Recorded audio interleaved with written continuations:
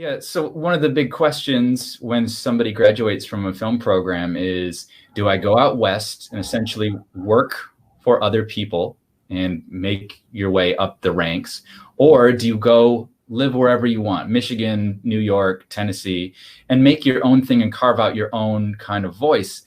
And so, Jake, what was the first move and what was the decisions after you graduated? Was there a kind of big dilemma of what to do? Really, I kind of early on had that came to that conclusion that I didn't see the purpose of moving out west. I actually really value the ability to go out on some street, even in a busy area in the Midwest. No one's going to hassle you about that. They'll be like, oh, he's taking a picture or something, and not have to get, worry about permits and things like that. I think that in the, kind of the current era, with the internet and everything, I just don't really see that there isn't, I didn't see the need to be geographically located in LA to still get most of what I would need out of LA. I could be there for a period of time if I had to be or something, or even live there for a period of time, but I never saw that as imperative. So it's kind of ironic actually that I'm about to move there, not because of my career, but because of my wife's in biology. So, yeah, that was never an issue for me. I always figured I'd live wherever I wanted to. So. And so after graduation, where did you go? Did you stay in Michigan? Did you go somewhere else? For a few years, and then and then when I got married, I moved in with my wife in Ohio, and that was about the extent of the decision. And it was close enough that I could come back here, and I actually do like to come back here to shoot things. I think Michigan with the lake and everything is just a great location for that kind of stuff. So it was mostly just a mindset of whatever I want to do, I can probably do remotely from wherever, and I can go to the place I need to shoot something if it's about that. But my home base could be really wherever. So yeah, I think you nailed it, and that was the big when I finished Grand Valley's film program. There was kind of seemed like half of the class was going to go out west and do it, and then the other half were like, we're going to stay here or we're going to go somewhere else and do our own thing. And I was part of that, do my own thing, and that is what I've discovered staying in Michigan and making films, is that you don't need the permission, because people are excited that you want to shoot in their restaurant or their house. They're not jaded and ask for permits and location fees and things like that.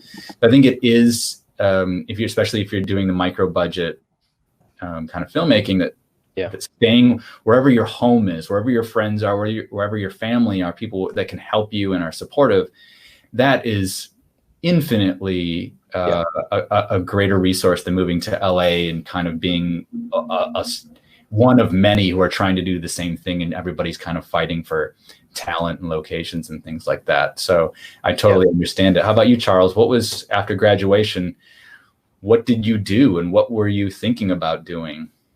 Yeah, actually, it's funny because for a while, Jake and I were talking about how we had sort of a great symbiotic relationship going on where, he stayed in Ohio and Michigan and was able to make things more effectively. And then I, on the other hand, went out to Los Angeles, and I got incredibly lucky.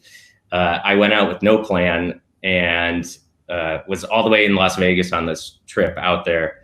And my sister, who's also an alumni from Grand Valley, actually, she has a way of panicking about things. And so she heard I had nowhere to stay, nowhere to go. And she's panicking on the phone in her production office where she's at, producing on a film in Louisiana or working on a film in Louisiana. And the set accountant overhears her and says, I actually need a house sitter. Send him to my place. And I ended up staying there for 2 years, got me my first job in the industry as a PA, as a post PA on films, The Expendables 2 and Olympus Has Fallen. And I think that really is a great prototype of just like the accidental aspect. But that being said, I ultimately left Los Angeles, and some of my other bigger credits came from being back in Michigan, the end of the tour and Batman vs Superman. I got to be Jesse Eisenberg's stand-in on those, and it gave me a great front row seat to how some of those bigger sets or even independent sets operate, or the mid-tier ones. And so having left there, now we are sort of leaning and thinking back into going to the Los Angeles area, now that we actually have something to offer other people. Because when you go out there by yourself, it is just a saturated market with aspiring filmmakers and actors, and it can be really difficult to separate yourself. And now that we have something that looks like a studio and has some renown to it, now we have something that people want to actually talk to us about.